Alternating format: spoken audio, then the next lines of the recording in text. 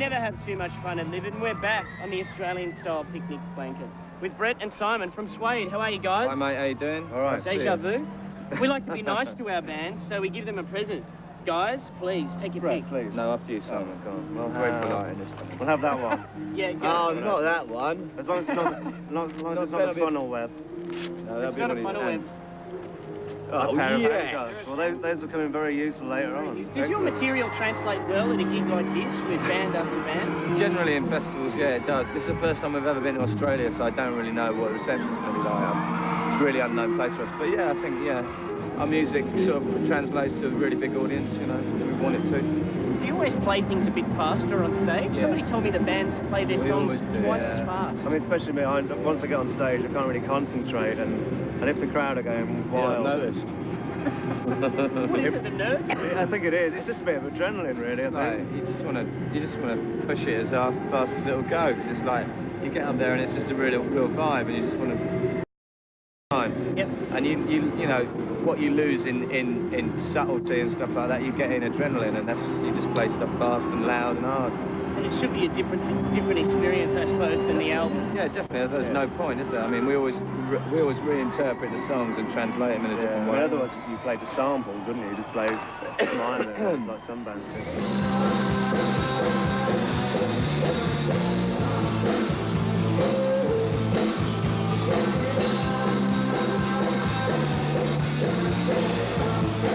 You said that your first gigs, in particular, some of them didn't go over too well. What was it that wasn't coming across about those early gigs? I don't think we weren't really that good. I We were think. a load of shit. It's true. No, I think that's why we sort of played for 2 years before we got signed and stuff. And in that time, we just got better and better and better as a live band and stuff. Sort of learned how to play together. I feel sorry for bands that get signed after like their first gig away, because they've got no time to develop. You know, we had 2.5 years of playing in pubs to 2 people. You know, so we didn't grow up in public. We grew up in private, and then as soon as we were ready, we had had a record deal and an album out, and our debut album was pretty good. So it's like, Yeah, so it feels like a very gradual thing from playing to 2 people in a London pub to here. yeah, I suppose so. Yeah, it's kind of it's an evolution. Yeah. And there was sort of a huge expectation, especially in the London press, and that was even before the debut album. What was that like, having these people, that anticipation of this release? Did it affect you at all? As a laugh, really. I mean, we'd all been on the dole and you know, dead-end jobs and stuff like that, so it's just a good laugh. We just enjoyed it.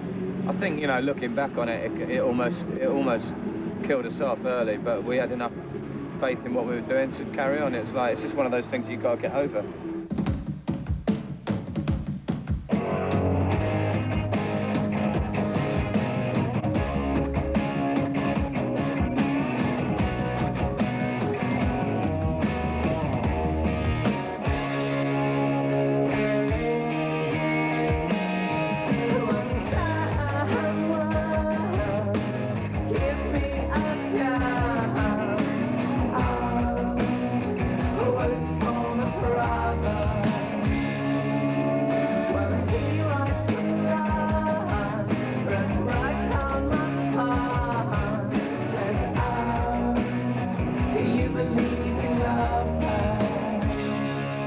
So what bands have influenced Suede's sound in particular? Pistols, I mean, I grew up with punk, you know, that's why I wanted to play music, because I heard Never Mind the Bollocks.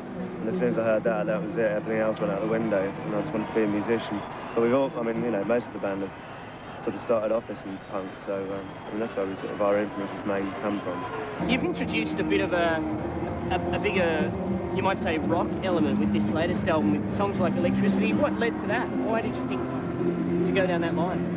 Well, I mean, it's kind of like, it's a pretty varied album generally, you know. There's a rock side to it, but there's also a kind of electronic side, really. It's kind of it's a pretty eclectic album.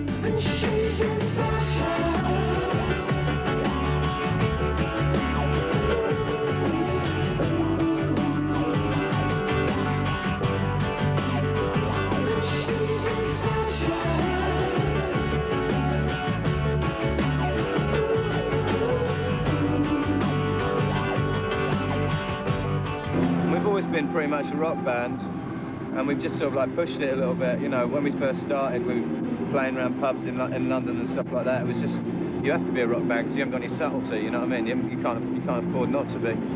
So yeah, I mean it's just a pretty varied album. Right. I think the next one will be rockier. We really enjoy playing live at the moment, so I want to translate a lot of that into the next album. How are you going in places like Europe and the US? Is that coming along slowly? Europe's very brilliant at the moment. It's a bigger market for us in the UK. Yeah. Places like Scandinavia and stuff like that, you know, it's been absolutely brilliant. Yeah. Are you going to tour the US or something, or it's not really in your... It doesn't look like it at the moment, no. I mean, we're busy elsewhere at the moment, you know, but... It's kind of want to get on with the next record at the moment. So we're doing a tour of Southeast Asia, and we're just about to go back to Europe and tour there. But we just want to get on with making the record. Really, you can only spend a certain amount of time on the road, otherwise you start losing ideas and you start losing your faith in music and that. So it's important to get back to the studio and start creating again. Nice. All right, thanks for your time today. Thanks a lot, mate. Guys. Cheers. Guys, take your handcuffs. I will take those. Do you wear them on stage? I'll try, but I can't hard to play the drums though.